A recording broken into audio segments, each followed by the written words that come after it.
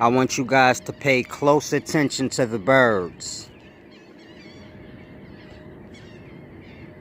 The sound that the birds make in the daytime when the sun is rising is not the same as when the sun is setting. If you pay close attention now, their chirp or their sound is more of a screaming, panicking sort of chirp.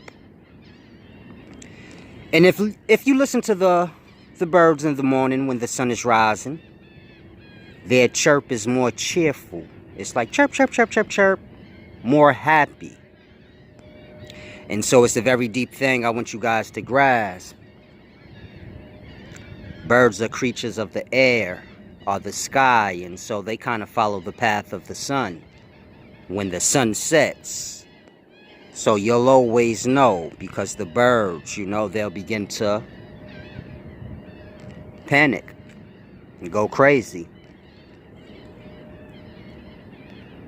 They know what night is, and so it's a very deep thing. There's much wisdom to learn from birds, as well as all life. And so in the daytime, they know the sun is coming. This is a time of praise. And so you can tell in their chirp what time of day it is.